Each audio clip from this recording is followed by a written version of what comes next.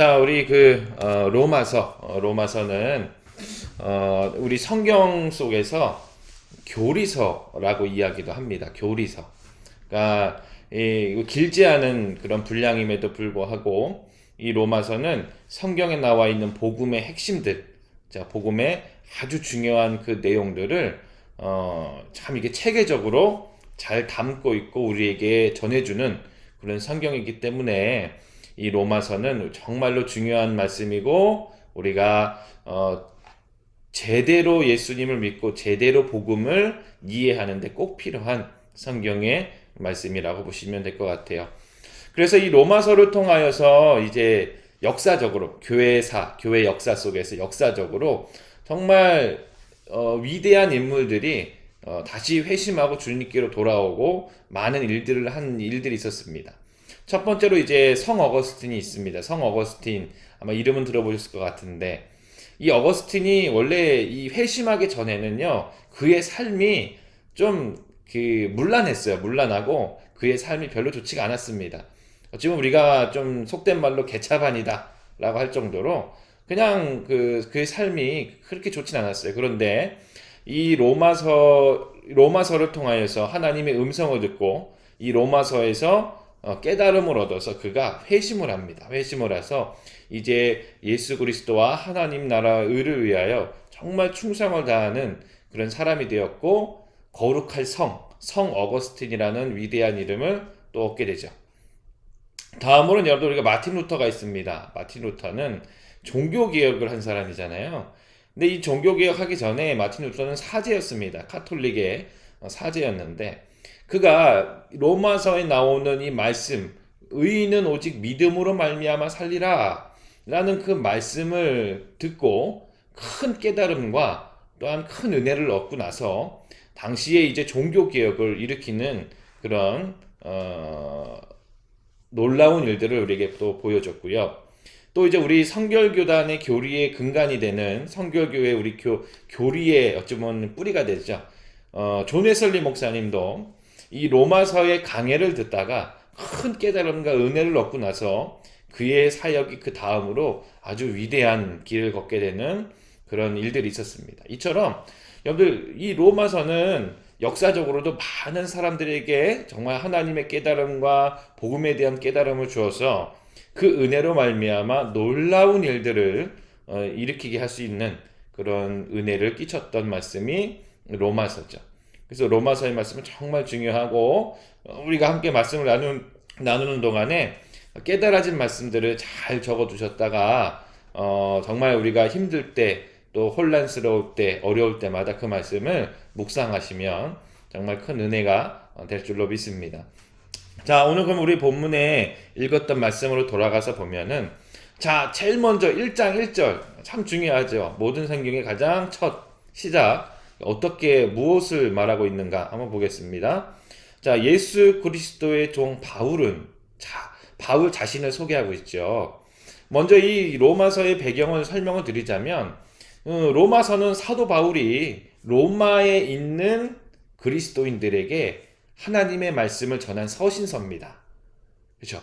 근데 이게 로마서가 아주 독특한 게 뭐냐면 성경에 나오는 다른 사도 바울이 쓴 서신서들이 있어요. 예를 들어 데살로니가전서, 고린도전서 이 모든 이 서신서들은요. 바울이 전도 여행을 다니면서 직접 가서 가르치고 직접 대면하고 만났던 사람들에게 이 하나님의 말씀을 서신으로 보낸 거거든요.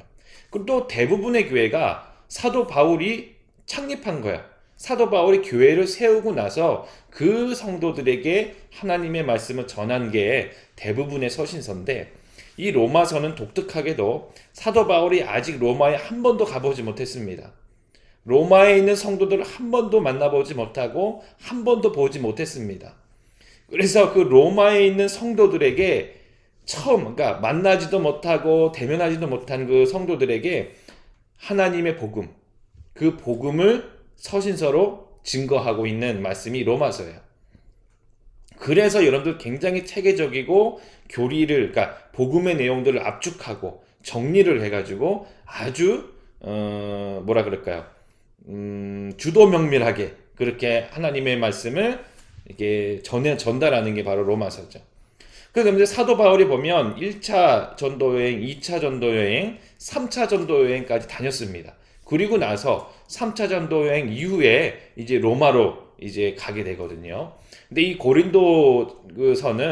이 로마서는 3차 전도 여행 때 고린도 교회에서 쓰게 된 거예요. 하나님의 감동을 받아가지고 쓰게 됐는데 그 연수가 대략적으로 주후 56년경이라고 이제 참고로 알고 계시면 될 것 같아요.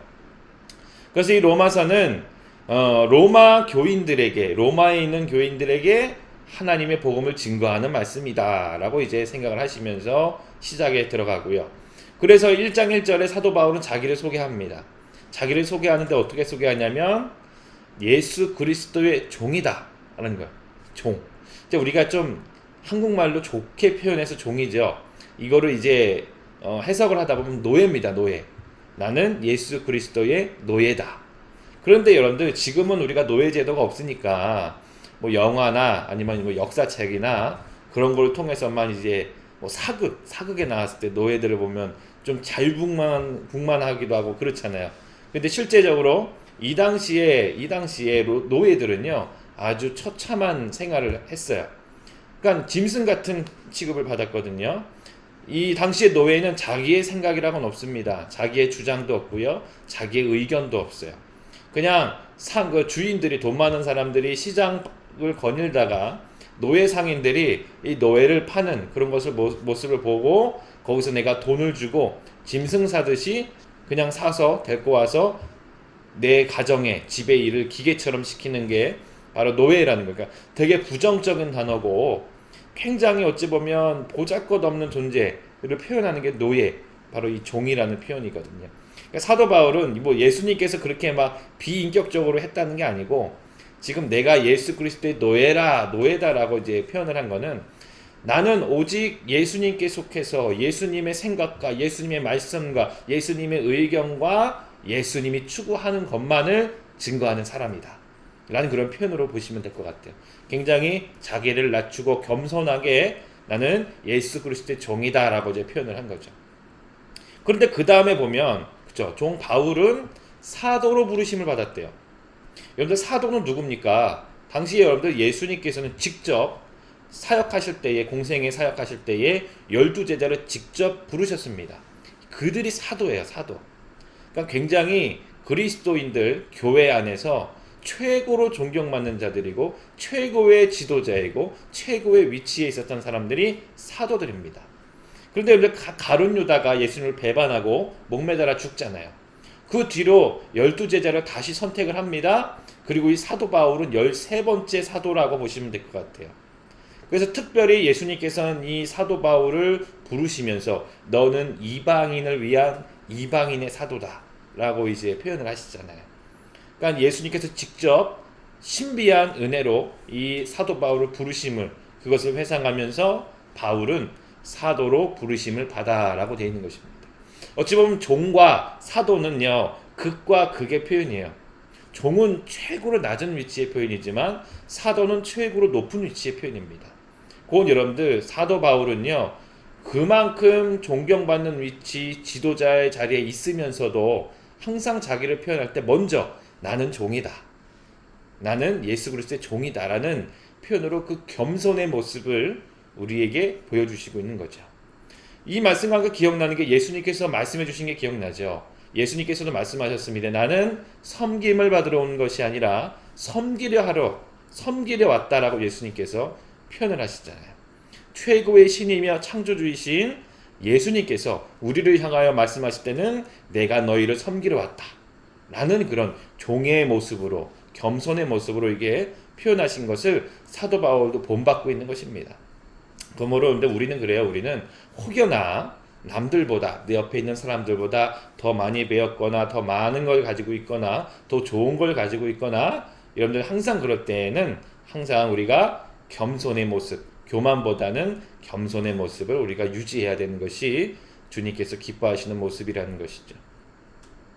그 다음에 사도로 부르심을 받았는데 무엇을 위하여?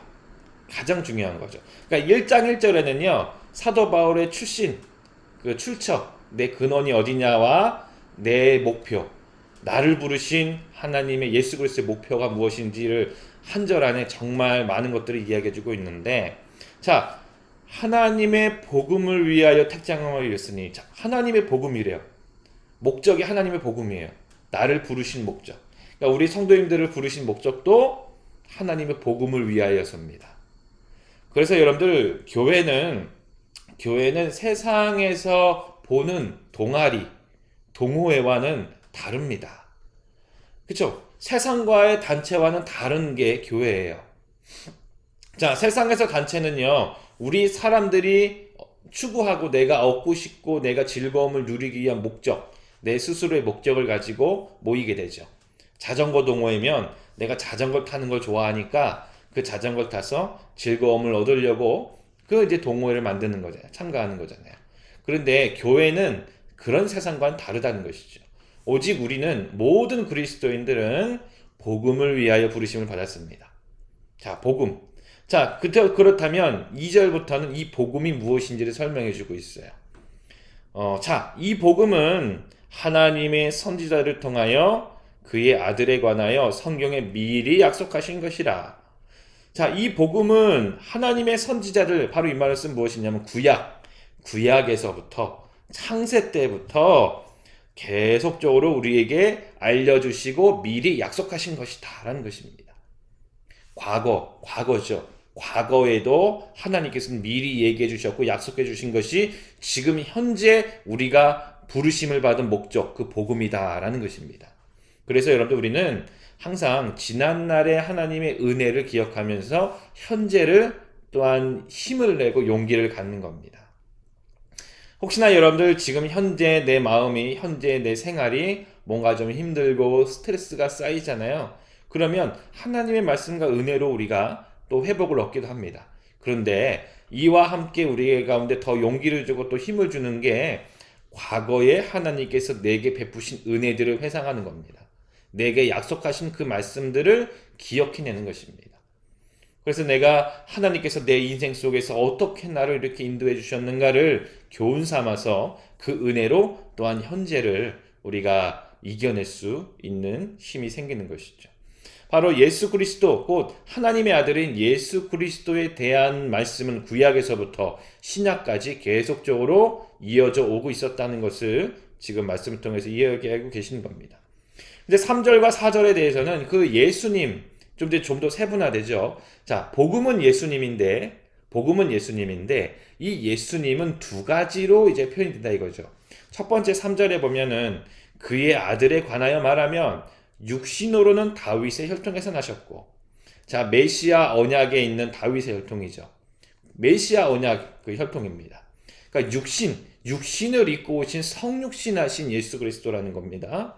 그 다음에 4절에 보면은 성결의 영, 곧 성령이요, 성령. 성결의 영으로는 죽은 자들 가운데서 부활하사 능력으로 하나님의 아들로 선포되셨으니 곧 우리 주 예수 그리스도시니라 라고 되는 겁니다.